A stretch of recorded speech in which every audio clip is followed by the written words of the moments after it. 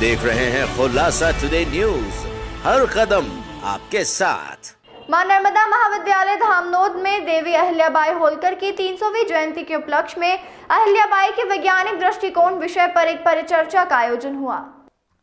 अतिथि डॉक्टर राजीव दीक्षित, निदेशक डीएवीवी हरीश दुबे, कवि एवं साहित्यकार महेश्वर पीके गुप्ता, डॉक्टर विशाल वर्मा, आशीष मेहता, महाविद्यालय निदेशक डॉक्टर मनोज नाहर, निदेशिका रीना नाहर, प्राचार्य डॉक्टर प्रिया त्रिवेदी द्वारा मां सरस्वती की प्रतिमा के समक्ष दीप प्रज्वलित कर शुभारंभ किया गया।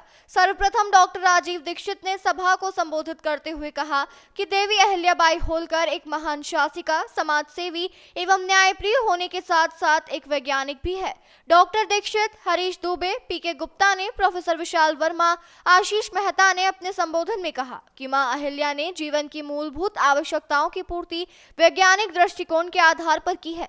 निदेशक डॉक्टर नाहर ने सभा को संबोधित करते हुए कहा कि देवी अहिल्या विश्वविद्यालय एवं विज्ञान भारती विभाग द्वारा देवी अहिल्या के जीवन को नया दृष्टिकोण प्रदान करना स्वागत योग्य कदम है। इससे निर्माण क्षेत्र, विशेषतः महेश्वर का ज्ञान विज्ञान के क्षेत्र में महत्व बढ़ेगा। इस वैज्ञानिक सोच को आगे बढ़ाने में मां नर्मदा महाविद्यालय का सम्मिलित होना महाविद्यालय परिवार के लिए गौरव का विषय है। इस परिचर्चा में भाग लेने वाले अतिथि रितेश रोकड़े, जयेंद्र सिंह चौहान, कृष्णलाल विश्वकर्मा रहे। कार्यक्रम का संचालन प्रोफेसर प्रवीण बैरागी द्वारा किया गया तथा आभार प्राचार्य डॉक्टर त्रिवेदी ने व्यक्त किया। कार्यक्रम के दौरान professor Saurabh Patidar, professor Atul Bansal, professor Pragya Dubey, professor Dinesh Naidu का विशेष सहयोग रहा। लागू हो गई और एक मुझको लग रहा है कि एक एजेंडा के तहत इस शिक्षा को लागू किया गया था। बड़ी प्रामाणिक रूप से मैं आपको 2-3 बातें बताऊंगा कि वैज्ञानिकों का कितना महत्वपूर्ण योगदान था स्वतंत्रता के संग्राम में।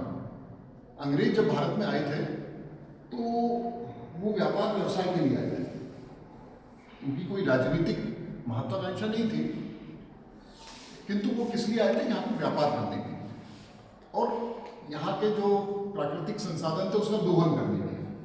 उसके लिए उन्होंने विज्ञान को हथियार बनाया। इस बात से हम लोग सभी सहमत हैं। इसका एक छोटा सा उदाहरण मैं बताऊंगा आपको कि जो प्लासी का युद्ध है 1757 का, 1757 का, जिसमें उन्होंने बंगाल का जो उस समय का जो नवाब था सिराजुद्दौला, उसको हटा के अपने एक पपेट को बिठा दिया था। उसका नाम था मीर जाफर। तो उसकी शुरुआत हम ब्रिटिश काल की मानते हैं 1757 से। पॉलिटिकल उनको सत्ता प्राप्त होना शुरू हो गई थी 1757 बेटा और 1757 में देखिए आप थोड़ा सा ये जो मैं सन बता रहा हूँ इसमें थोड़ा ध्यान देंगे तो आपको समझ में आएगा।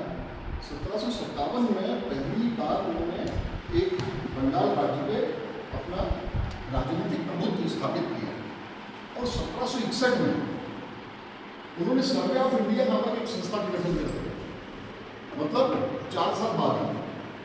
और वो सर्वे किसका करना चाह रहे थे? हमारे नेचुरल रिसोर्सेज, हमारे यहाँ क्या प्राकृतिक संसाधन है भारतवर्ष में, उसका वो सर्वे करना चाहते।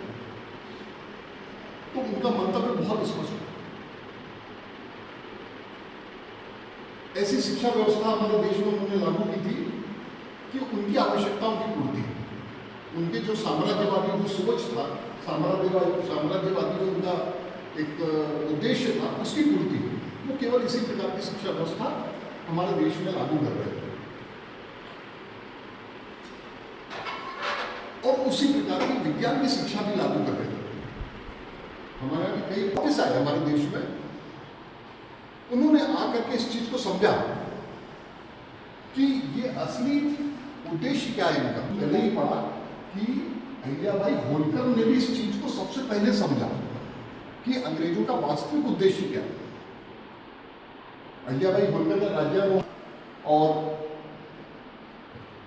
उसी समय ये सारी चुनौतियां अहिल्याबाई होलकर के भी दिमाग में आई हुई। मतलब मैंने एक जगह पढ़ा सर भी कि जो पेशवा नहीं समझ पाए वो माता अहिल्याबाई होलकर समझ गई थी कि किस प्रकार की चुनौतियां आने वाली।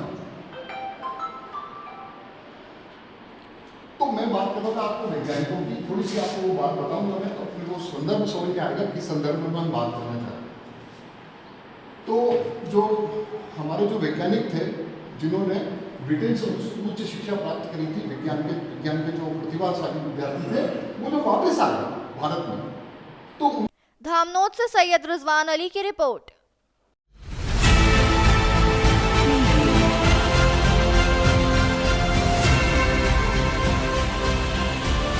आप देख रहे हैं खुलासा टुडे न्यूज, हर कदम आपके साथ।